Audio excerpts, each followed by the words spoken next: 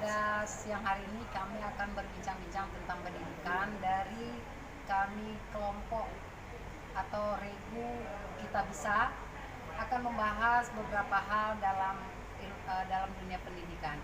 Baiklah, untuk mempersingkat pembicaraan, kami akan memperkenalkan teman kami atau narasumber kami, dimulai dari Bapak kami sebelah kiri. Ya baik, nama saya Metra Joni.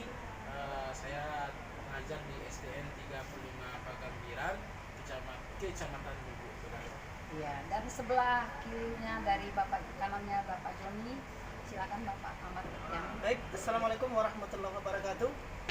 Perkenalkan, saya Ahmad Yani, berasal dari SDN 02 Nububuaya, Kecamatan Kuto Tengah, Kota Padang.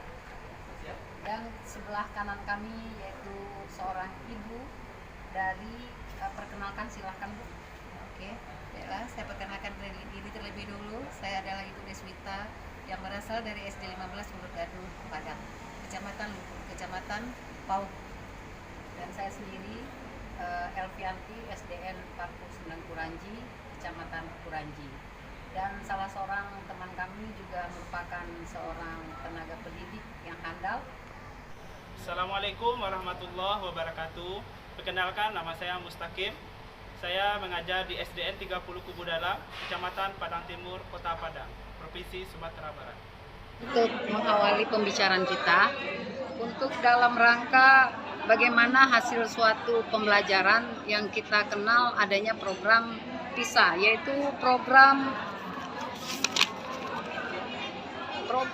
tentang pembelajaran pokok International Student Assessment, yaitu bagaimana diadakannya penilaian tes untuk yang diselenggarakan oleh Organisasi Kerjasama Ekonomi dan Pembangunan, yang mana diperuntukkan kepada anak-anak usia 15 tahun, yaitu sekitar duduk di kelas 1 SMA atau usia kelas 3 SMP atau kelas 9. Yang dites adalah mengenai literasi, kemudian numerasi dan sains. Dari pelaksanaan tersebut ternyata sudah dirancang di tahun 2021, karena terhalang dengan adanya COVID-19, maka dapat dilakukan di tahun 2022 dengan lebih lagi dirilis atau lebih dimantapkan lagi di tahun 2023. Potret siswa dan hasil tes PISA 2018 dapat ditujukan bahwa usia 15 tahun ternyata jenjang pendidikan ini berada pada kelas 9 dan kelas 10, yaitu kelas 3 SMP atau kelas 1 SMA. Hasil yang dicapai oleh Indonesia sejak tahun 2000 hingga 2018 ternyata peningkatannya sangat tipis sekali pada bidang membaca dan sains. Peningkatan, kenapa terjadinya kelemahan pada bahasa Indonesia atau literasi? Inilah yang terjadi, yang mana mampu anak hanya menjawab pertanyaan-pertanyaan pada PISA itu hanya 27%. Siswa berada pada level 1B, yaitu hanya dapat memahami sebuah bacaan yang termudah saja. Namun pada level matematika, untuk memadukan kalimat, menerapkan keterampilan atau menceritakan, membuat kesimpulan, itu siswa sangat kesulitan sekali. Untuk bidang matematika, penguasaan murid 71%, dan soal yang paling sederhana yang dapat dikerjakan anak. Jadi tentu untuk soal-soal seperti soal cerita atau untuk pemahaman soal-soal yang berupa permasalahan, itu anak-anak sangat kesulitan sekali untuk mengerjakan soalnya. Dan untuk bidang sains, itu anak-anak mengalami tidak mampu 35%, berarti ada 65% anak mampu menjawab dengan baik, dan siswa berada di level 1B, di tingkat terendahnya yang 35% ini. Siswa lebih mudah dengan adanya kalau ada memahami secara bentuk yang sudah tersedia, seperti ada medianya, kemudian prosedural, misalnya membuat rangkaian. Terus cara pertama 2, anak-anak mampu mengerjakan itu dengan baik. Secara umum seperti itu kelemahan yang terjadi pada anak-anak kita dalam penilaian PISA. Kemudian masalah umum. Kenapa terjadi seperti itu? Yang pertama, besarnya siswa banyak yang berprestasi rendah. Kemudian latar belakang kemampuan bahasa yang rendah ini yang mengakibatkan bahasa anak-anak kita mengalami penilaian yang rendah tadi. Peran guru di SD di tingkat kemampuan mengajar di SD juga berpengaruh. Guru-guru belum mantap atau belum mampu mengajar anaknya dalam berbahasa, literasi. Yang kedua, tingginya siswa yang mengulang. Jadi anak-anak kita karena diuji di usia SMP itu, anak-anak itu ternyata dari SD dulu naik kelasnya ditundo-tundo gitu. Jadi akibatnya sering mengulang kenaikan kelasnya. Anak sering tinggal kelas sehingga permasalahannya siswa, terlebih lagi anak SMP ini anak laki-laki yang suka bolos, yang suka cabut, dan juga dipengaruhi oleh ekonomi keluarga yang rendah. Yang ketiga, tingginya ketidakhadiran siswa di kelas. Anak-anak sering cabut, keluar, tidak memenuhi kelas untuk belajar. Nah, itulah hal yang terjadi pada PISA tadi. Pada siang hari ini kita akan berbincang-bincang bagaimana suatu bentuk pendidikan yang akan kita tampilkan, yaitu beberapa problem dari masing-masing sekolah kami. Yang kita minta kepada pembicara pertama, Bapak Joni, untuk memaparkan perihal tentang kurikulum. Baik, terima kasih Ibu atas waktunya. Baik, tentu saya berbicara di sini bagaimana keadaan sekolah saya, mana saya mengajar seperti yang saya sampaikan tadi, mengajar di SDN 35 Pagambiran. Tentu yang akan saya paparkan apa sih keadaan pelaksanaan ataupun pengaplikasian kurikulum di sekolah saya. Baik, perlu saya sampaikan di sekolah saya tersebut sekarang memakai 2 kurikulum sekaligus. Yang pertama kurikulum Merdeka, itu dipakai, sudah diaplikasikan oleh kelas 1 dan kelas 4. Kemudian kurikulum K13 yang lama itu dipakai oleh kelas 2, 3, 5, dan 6. Namun untuk pelaksanaan 2 kurikulum tersebut, kalau menurut saya belum ada tampak kelebihan antara kedua tersebut. Karena apa? Dalam pengaplikasian 2 kurikulum tersebut, dalam guru mengajar menyampaikan materi kepada siswa, belum ada perbedaannya. Sama saja. Namun baru kelihatan sekarang di akhir-akhir semester kita melakukan penilaian kepada siswa, melakukan evaluasi kepada siswa. Yang kelihatan di sana bagaimana bentuk penilaiannya. Maksudnya kalau kurikulum Merdeka seperti ini penilaiannya kepada siswa, seperti ini rapornya ataupun seperti ini evaluasinya kepada siswa. Sedangkan untuk kurikulum K13 seperti ini pula.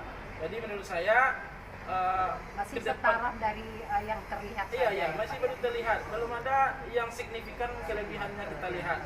Namun tentu solusi yang akan kita harapkan di sini mengacu lagi kepada guru yang memakai kurikulum tersebut. Tentu kita berusaha lagi semaksimal mungkin untuk meningkatkan pengetahuan kita, kemampuan kita dalam pengaplikasian kurikulum Merdeka, sehingga nanti tujuan dari pendidikan tersebut, tujuan dari kurikulum Merdeka tersebut akan nampak lebih jelas antara perbedaan antara kurikulum Merdeka dengan kurikulum K13. Mungkin itu Bu dari saya. Terima kasih. Assalamualaikum warahmatullahi wabarakatuh. Ya, terima kasih.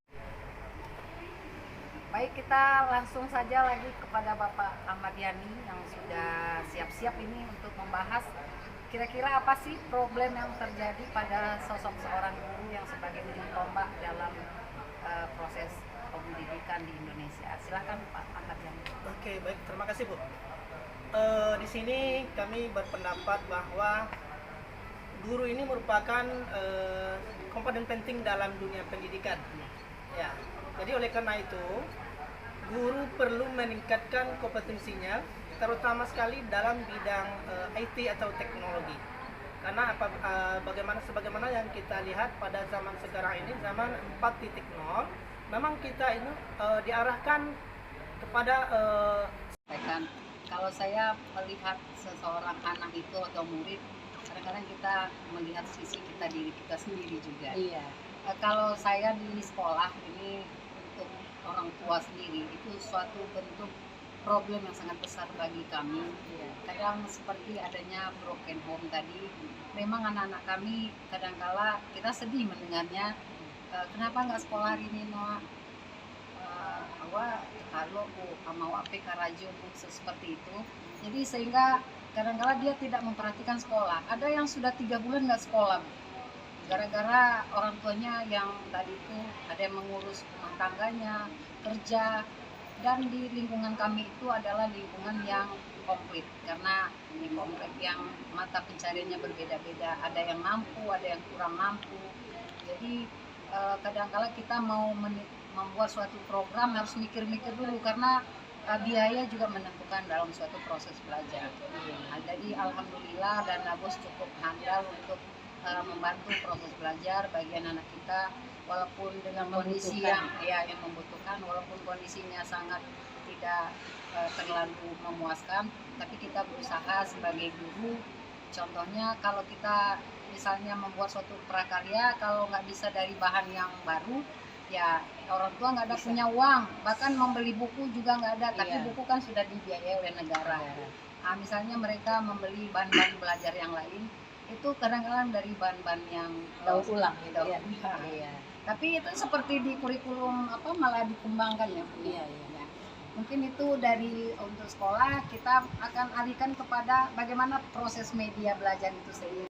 Baik, kita pada poin yang terakhir barangkali untuk pertemuan kita kali ini, bincang-bincang kita minta kepada Bapak Mustaqim yang membahas tentang bagaimana di sekolahnya penggunaan media untuk belajar lebih bermanfaat atau bermakna. Silakan Pak. Jadi Bapak Ibu, terima kasih karena kita lihat bahwasanya media adalah alat untuk mengantarkan kepada siswa akan tercapainya tujuan pembelajaran.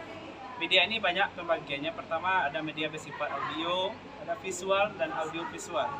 Jadi kita harus memahami gaya belajar siswa. Kalau seandainya dia lebih audio, maka kita dengarkan musik-musik. Kalau dia visual, maka kita bisa menggunakan gambar-gambar. Kalau audio visual, kita bisa menggunakan video pembelajaran. Jadi kalau ada media pembelajaran, maka anak akan lebih tertarik belajar dengan kita, sehingga tujuan pembelajaran akan tercapai. Mungkin demikian, Bu. Ya. Mungkin waktunya juga tidak terlalu panjang, tapi pembicaraannya sangat penting sekali karena untuk kita juga bawa ke sekolah kita bagaimana kita berusaha untuk menciptakan suatu bentuk pembelajaran yang menyenangkan seperti kata Bapak Mustaqim, bermanfaat bagi anak-anak, bagi lingkungan dan bagi keluarganya. Demikian pertemuan hari ini, kami ucapkan wabillahi taufiq wal hidayah. Wassalamualaikum warahmatullahi wabarakatuh. Waalaikumsalam.